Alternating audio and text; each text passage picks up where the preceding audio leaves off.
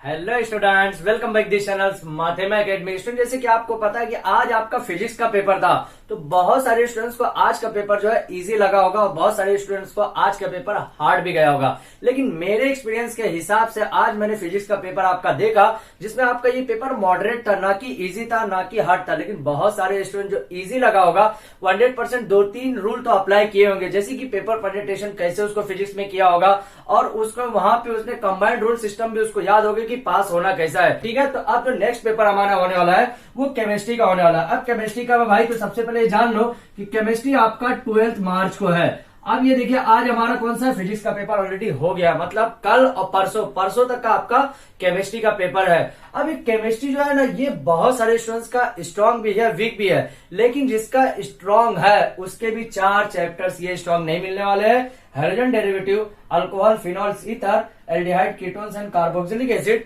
And amine. अब ये 4 chapter क्यों मुश्किल है? क्योंकि ये जो 4 चैप्टर है totally dependent on organic chemistry. अब ऑर्गेनिक जैसे नाम आता है मतलब वहां पे कार्बन कंटेंट्स का नाम आ गया। अब कार्बन का जैसे नाम आ गया, 100% बोल रहा हूं, वहां पे जितने भी रिएक्शंस है वो रिएक्शन आपको याद करने पड़ते हैं। अब ये इसके कुछ ट्रिक है। ट्रिक क्या है कि इसमें आपको रिएक्शन पढ़ना कैसा है, क्या ऐसा रूल अप्लाई करने का है जो ये 4 चैप्टर्स का आपके जो स्कोरिंग मार्क्स है 4 चैप्टर से निकल भी जाए और आपको अच्छे से समझ में भी आ जाए कि ये 4 चैप्टर्स का रोल क्या है, बेसिक क्या है। ठीक है, अब देखिए सबसे पहले यहाँ पे केमिस्ट्री के जो हमारा सब्जेक्ट है, केमिस्ट्री जो सब्जेक्ट है उसके हमारा जो चैप्टर्स है 16 चैप्टर्स, उसके पहले नाम देख लेते हैं कि क्या क्या है और उसका जो हमारा मार्किंग स्कीम है कि कितने ऑप्शन में आएगा और कितना कंपलसरी आएगा वो देख लेते हैं। लेकिन एक चीज उससे पहले जानने से पहले ये जान लो कि केमिस्ट्री 4 पार्ट में डिवाइड है। कोई कितने पार्ट में?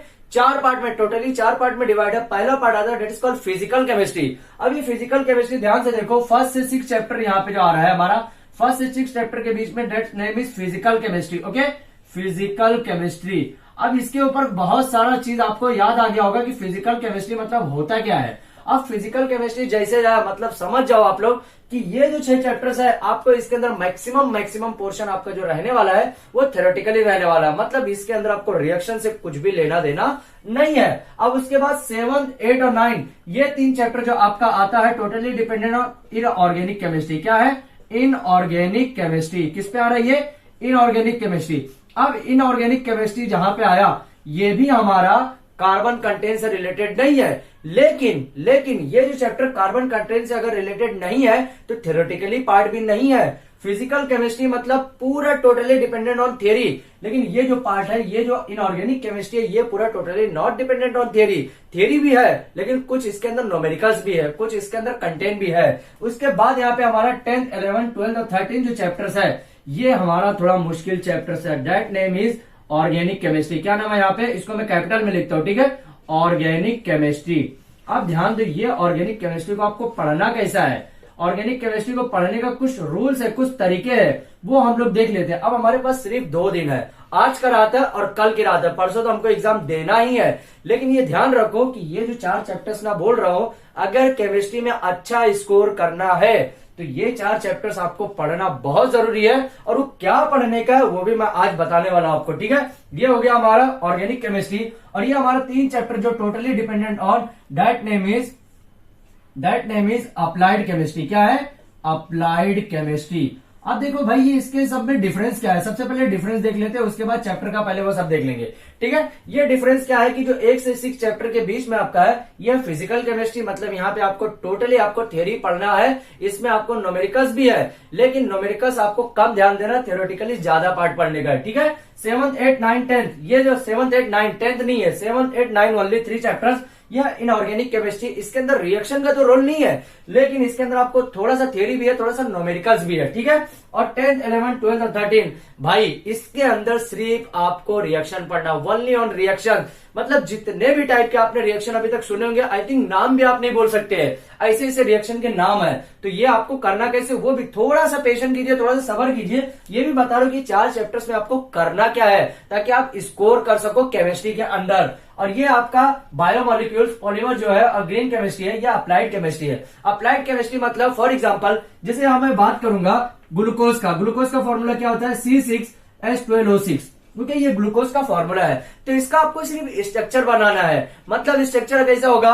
अगर यहाँ पे ग्लूकोज है तो कार्बन यहाँ पे हो गया, हाइड्रोजन का 2 बॉन्ड हो जाता है, यहाँ पे हाइड्रोजन का 2 बॉन्ड नहीं, यहाँ पे कैसा हो गया, कार्बन है यहाँ पे सी सी, ऐसा कार्बन दिया रहता है ऐसे, तो 6 कार्बन है, ऐसे आपने 6 में अरेंज कर दिया आपने। उसके बाद आपने क्या किया, OH, यहाँ पे OH बना दिया आपने, ठीक है। यहाँ पे क्या किया, एक H ले गया आगे, यहाँ पे क्या किया, डबल बॉन्ड लगा दिया। तो ये रूल है, ऐसे आपको सबको कार्बन आपको 6 बनाने का है, हाइड्रोजन 12 आना चाहिए, ऑक्सीजन 6। मतलब जैसे ग्लूकोज हो गया, सुक्रोज हो गया, ऐसे सब जितने भी टाइप के आपको कार्बोहाइड्रेट है वो सब आपको स्ट्रक्चर पढ़ना है, that name is applied chemistry. ये चीज याद रखो, ठीक है। अब ये देखते हैं, इससे पहले सॉल्यूशन स्टेट, जो सॉलिड स्टेट, सॉल्यूशन नहीं सॉलिड स्टेट जो है आपको कंपलसरी 3 मार्क्स का पूछेगा, 5 मार्क्स ऑप्शन के साथ, मतलब 3 मार्क्स और 5 मार्क्स ऑप्शन के साथ, 8 नहीं 3, मतलब ऑप्शन में 2 मार्क्स एक्स्ट्रा पूछा जाएगा, ठीक है। ये 4 है ऑप्शन के साथ 6, ये भी 4 ऑप्शन के साथ 6। अब देखो मेरे हिसाब से आपको करना क्या चाहिए, देखिए सबसे पहले मैं आपको सजेशन दूंगा सॉलिड स्टेट ही पढ़िए। क्यों, क्योंकि इसके अंदर आपको 2-3 टॉपिक बहुत इजी टॉपिक है। For example BCC, FCC, body centre cubic, face centre cubic, ये सब चीजें इजी है। और इसके अंदर एक क्वेश्चन कंपलसरी आपको एग्जाम में पूछा जाएगा, वो मैं बताऊंगा कौन सा क्वेश्चन है। अब देखो FCC, BCC जो है ना, उसके फॉर्मूले है, कुछ नोमेरिकल सॉल्व करने का कुछ फॉर्मूला, √3π/4 ऐसा कुछ फॉर्मूला है, इंटू A², तो वहां पे आपको कुछ फॉर्मूला याद रखना पड़ेगा। अब ये पूरा क्यूब के बारे में है, टोटली डिपेंडेंट ऑन क्यूब, ऐसा आपको क्यूब के बारे में पढ़ने का है, ठीक है। अब ये याद रखो कि ये जो क्यूब के बारे में है, इसके अंदर आपको बहुत सारी चीजें पढ़ना है, ऐसा नहीं कि क्यूब है। अब इसमें बॉडी सेंटर क्यूब कैसे होगा, फेस सेंटर आएगा तो कैसे होगा, ये सब चीजों के बारे में आपको सॉलिड स्टेट पढ़ना है। और बहुत इजी चैप्टर है, एकदम इजी है, पूरा थ्योरेटिकली है। एक न्यूमेरिकल्स आएगा, आपको 2 फॉर्मूले है, 2 फॉर्मूले के ऊपर एक न्यूमेरिकल्स बन सकता है अगर आया एग्जाम के अंदर तो वहां पे आपको मैं सजेशन दूंगा कि आपको पहला चैप्टर पढ़ना ही चाहिए, ठीक है। पेपर प्रेजेंटेशन, मालूम है मेरे को ये लेक्चर जो पेपर प्रेजेंटेशन के ऊपर है, लेकिन पहले ये समझ लेते हैं कि पढ़ना क्या केमिस्ट्री के अंदर, ठीक है। अब देखो दूसरा क्या हो गया, यहाँ पे मैं और सजेशन दूंगा आपको केमिकल थर्मोडायनामिक्स का। थर्मोडायनामिक्स मतलब यहाँ पे आपके लॉ पढ़ने का है, first law, second law, thermodynamics, यहाँ पे जितने भी लॉ है। और जिसे वर्क मतलब क्या काम करता है, जैसे फॉर एग्जाम्पल ये सिस्टम है, ये हमारा फॉर एग्जाम्पल क्या हो गया, सिस्टम। अब ये सिस्टम हो गया, तो ये बाहर का पार्ट क्या होगा, that name is surrounding, okay. अब यहाँ पे क्या होगा कि यहाँ पे जब हीट जा रही है, मतलब क्यू जा रहा है, तो यहाँ पे जब क्यू जाएगा तो वर्क अप्लाई होगा, तो प्लस में होगा कि माइनस में होगा, ये सब टोटली आपको केमिकल थर्मोडायनामिक्स के बारे में ही पढ़ने का है, और इसके अलावा कुछ भी नहीं पढ़ने का है। उसके बाद आया यहाँ पे इलेक्ट्रोकेमिस्ट्री, ये भी मैं सजेशन दूंगा आपको इलेक्ट्रोकेमिस्ट्री पढ़ने का, क्योंकि इसके बारे में आपको मैक्सिमम सेल के बारे में पढ़ने का है। जितने भी टाइप का आपको गैल्वेनिक सेल वगैरह हो गया, ये सब सेल के बारे में पढ़ना, मतलब उसके अंदर आपको 2 रॉड जाएगा, that first rod name is cathode. आपने पढ़ा होगा ये चीज, 100% मेरे को उम्मीद है कि आपने पढ़ा होगा। कैथोड हो गया, दूसरा क्या हो गया, एनोड। अब ये एनोड और कैथोड का आपको रिलेशन मालूम होगा कि वो चार्ज कैसे पानी के अंदर उतरते हैं, तो पानी के अंदर जब तो चार्ज उतरते हैं तो कैसे एक दूसरे को अट्रैक्ट करते हैं और कैसे इसको रिजेक्ट करते हैं, ये सब आपको इलेक्ट्रोकेमिस्ट्री में पढ़ने का है। तो मैं सजेशन दूंगा कि फिजिकल केमिस्ट्री के अंदर फर्स्ट, 4th एंड 5 ये 3 ही पढ़ने का आपको, लेकिन ये तीनों आपको एकदम डीप में पढ़ने का है। डीप में मतलब आपने पहले भी पढ़े होंगे, ऊपर ऊपर से अगर पढ़े तो थोड़ा सा डीप में जाओ। और इलेक्ट्रोकेमिस्ट्री के अंदर आपको डायग्राम में मिलेंगे, ये याद रखो, ठीक है। अब देखो उसके बाद आता है इनऑर्गेनिक केमिस्ट्री। अब इनऑर्गेनिक केमिस्ट्री की मैं बात ही नहीं करूंगा, बात करूंगा मैं पीरियोडिक टेबल का। किसकी बात करूंगा, पीरियोडिक टेबल। अगर आपने पीरियोडिक टेबल अच्छे से पढ़ा है, 10th के अंदर भी है, 11th के अंदर भी है, तो पीरियोडिक टेबल अगर आपने अच्छे से पढ़ लिया है तो आपको इनऑर्गेनिक केमिस्ट्री पढ़ने की जरूरत ही नहीं है। क्यों बोल रहा हूं मैं, क्योंकि पीरियोडिक टेबल के अंदर आपको ग्रुप 16, 17, 18 आएगा, ठीक है। उसी के अंदर आपको transition elements, inner transition elements भी आ जाएगा। लेकिन बहुत सारा, जब पीरियोडिक टेबल की मैं बात कर रहा हूं, मतलब वो पूरा डीप है, पूरा एक अलग से उसका लेक्चर होता है, मालूम है, मतलब उसकी एक अलग से पढ़ाई होती है आपको 12 के बाद। तो आपको थोड़ा थोड़ा ऊपर ऊपर से पढ़ने का, ऊपर ऊपर से मतलब ग्रुप 16 में आपको एलिमेंट चेक करना है कि कौन से एलिमेंट्स है, और वो एलिमेंट्स का बिहेवियर चेक करने का है कि वो एलिमेंट्स क्या काम करता है, किसके साथ बॉन्डिंग अच्छा बनाता है, किसके साथ अच्छा नहीं बनाता है, वो सब इलेक्ट्रोनिगेटिविटी, इलेक्ट्रोपॉजिटिविटी, आयनिक रेडियस, ये आयनिक इक्विलिब्रियम, वो सब पढ़ने का इसका, ठीक है। अब ये इनर ट्रांजिशन एलिमेंट्स के बारे में भी वही पढ़ने का है। तो ये 2 चैप्टर्स पढ़िए, कोऑर्डिनेशन कंपाउंड जो वो छोड़ दीजिए, मतलब आपको इनऑर्गेनिक केमिस्ट्री से 7 और 8 ये 2 चैप्टर पढ़ना है। कितना हो गया भाई, 5 चैप्टर हो गया। कितना हो गया, 5 हो गया। अब इससे कुछ नहीं पढ़ना आपको, क्या बोल रहा हूं मैं, 10th, 11th, 12th, 13 से कुछ नहीं पढ़ना है। अब कुछ नहीं पढ़ना, मैं कुछ चीजें बताऊंगा सिर्फ वही पढ़ने का, और कुछ भी नहीं पढ़ना है, एक्स्ट्रा कुछ भी नहीं पढ़ना। मतलब अभी ये छोड़ दो ऑर्गेनिक केमिस्ट्री, इसकी बात करूंगा अप्लाइड केमिस्ट्री का। अप्लाइड केमिस्ट्री भी इंपॉर्टेंट है, उसके अंदर आपको पढ़ना क्या, देखो सबसे पहले मैं उम्मीद करूंगा यहाँ पे आपको बायोमोलिक्यूल्स पढ़ लेना चाहिए। बायोमोलिक्यूल्स क्यों पढ़ना चाहिए, क्योंकि आप वहां पे आपको मैक्सिमम चीजें आपको यहाँ पे जितना भी बताया ना कार्बोहाइड्रेट्स का स्ट्रक्चर है उसी के बारे में पढ़ने का है। देखो ऐसा नहीं बोलना, ऐसा मत समझना कि ये जो स्ट्रक्चर है बहुत मुश्किल है। अगर ये मुश्किल आपको लग रहा है तो केमिस्ट्री मुश्किल ही है, क्योंकि ये स्ट्रक्चर सबसे इजी स्ट्रक्चर से आता है। ठीक है, तो इसलिए क्योंकि इसीलिए इसको अप्लाइड केमिस्ट्री के अंदर रखा गया है। अब बायोमोलिक्यूल्स आपने पढ़ लिया, पॉलीमर्स अगर अच्छा लगता है तो पढ़ लो, तीनों चैप्टर्स भी आप पढ़ सकते हो। लेकिन अगर दिल नहीं करता है तो पॉलीमर छोड़ दो, ग्रीन केमिस्ट्री पढ़ लो। अब ग्रीन केमिस्ट्री, नैनो केमिस्ट्री मालूम है, इसको मेरे हिसाब से थ्योरेटिकली पार्ट में रखना चाहिए, लेकिन अप्लाइड केमिस्ट्री में क्यों रखा गया ये आज तक भी मेरे को पता नहीं चल पा रहा है। क्योंकि ग्रीन केमिस्ट्री पूरा totally dependent on theoretical part, पूरा टोटली डिपेंडेंट थ्योरेटिकल पार्ट है। नैनो केमिस्ट्री मतलब छोटे छोटे जो पार्ट्स होते हैं ना, उसकी केमिस्ट्री के बारे में आपको पढ़ने का है। ठीक है, ये हमारा हो गया पूरा सिस्टम कि आपको पढ़ना क्या है। लेकिन अभी भी सस्पेंस बना हुआ है कि भाई 10th 11th 12th और 13 में पढ़ना क्या है, जो इतना मुश्किल चैप्टर है ये 12 का, आखिर पढ़ना क्या है। तो चलिए वो धीरे धीरे पहले हम लोग बात कर लेते हैं। ठीक है, कि क्या क्या करना है आपको और क्या नहीं करने का। ठीक है, तो आपको पता चल गया कि परसों आपका पेपर है, केमिस्ट्री का परसों पेपर है, आपको पढ़ना क्या क्या वो भी आपको पता चल गया। ठीक है, अब ध्यान दो करना क्या यहाँ पे, ये तो पता चल गया कि भाई कैसे कैसे क्या करने का है। ठीक है, अब उसके बाद क्या करना, ध्यान से देखो। यहाँ पे मैं जो पहले चैप्टर की बात करूंगा, सबसे पहले मैं पहले चैप्टर की बात कर रहा हूँ। ठीक है, पहले चैप्टर का पेपर प्रेजेंटेशन जो मैंने फिजिक्स में दिया है, सेम रूल अप्लाई करने का आपको। पेपर प्रेजेंटेशन मतलब हर आपको हाईलाइट जो है वहां पे अगर न्यूमेरिकल चीजें हैं तो आपको जो एंड में आंसर आता है बॉक्स में करना कंपलसरी है, अगर आपको अच्छे इसको लाना है तो। अब कट ऐसा बेकार की तरह कट नहीं करना है, एकदम प्यार से इसको कट करना है। ठीक है, अब देखो सॉलिड स्टेट आया तो उसके अंदर कुछ सिलेक्टेड पॉइंट है वो पढ़ना आपको। सिलेक्टेड पॉइंट मतलब सॉलिड स्टेट के अंदर जिसे बताया मैंने types of cubic, types of cubic क्या हो गया, बीसीसी, एफसीसी, ये सब आपको पढ़ने का, ये छोटी छोटी चीजें ये पढ़ने का। इसके ऊपर न्यूमेरिकल्स भी पढ़ लो। ठीक है, ये हो गया आपका।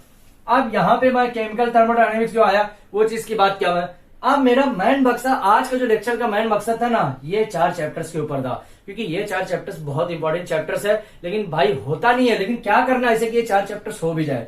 अब देखो सबसे इजी ट्रिक बता रहा हूं यहाँ पे, ये 4 चैप्टर्स भूल जाओ, मतलब आप भूल जाओ कि ये 4 चैप्टर्स है, लेकिन थोड़े टाइम के लिए याद रखो। क्या याद रखना, देखो हाइड्रोजन डेरिवेटिव चैप्टर्स के अंदर जाओ और वहां पे ना जितने भी साइंटिस्ट के नाम है वो साइंटिस्ट के नाम के ऊपर ऐसे टिक करके रखो। टिक करके क्यों रखने बोल रहा हूं, उसके कुछ रीजन है। अल्कोहल फिनॉल्स एंड ईथर्स, इसमें भी जितने भी साइंटिस्ट के ऊपर रिएक्शन है वो याद रखो। याद रखो मतलब टिक करके रखो। Aldehyde, ketones and carboxylic acid के अंदर जो चैप्टर नंबर 12 है उसके अंदर भी जितने भी साइंस के ऊपर, मतलब साइंस के ऊपर बोलो तो साइंटिस्ट के ऊपर जो रिएक्शन है वो उसको टिक करके रखो, मतलब उसको ब्रैकेट में रखो। अमाइंस में अंदर भी सेम यही करने का। अब देखो मैं यहाँ पे एग्जांपल लेता हूँ, 3-4 एग्जांपल लेता हूँ। फॉर एग्जांपल पहला एग्जांपल ले रहा हूँ, वुड्स रिएक्शन। क्या है, वुड्स रिएक्शन। वुड्स रिएक्शन हो गया। दूसरा यहाँ पे क्या हो गया, Finkelstein reaction, Finkelstein reaction. और यहाँ पे कौन सा रिएक्शन हो सकता है, तीसरा रिएक्शन यहाँ पे हमारा क्या हो सकता है, सैंडमेयर रिएक्शन। क्या है, Sandmeyer reaction, Sandmeyer reaction. Okay, तीसरा हो गया यहाँ पे। चौथा यहाँ पे क्या हो गया हमारा, Hofmann bromamide degradation, Hofmann bromamide degradation, degradation. Okay, और यहां पे हमारा पांचवा क्या हो गया, गैब्रियल थैलामाइड सिंथेसिस। क्या है, जी से, गैब्रियल हमारा जी से चालू होता है, गैब्रियल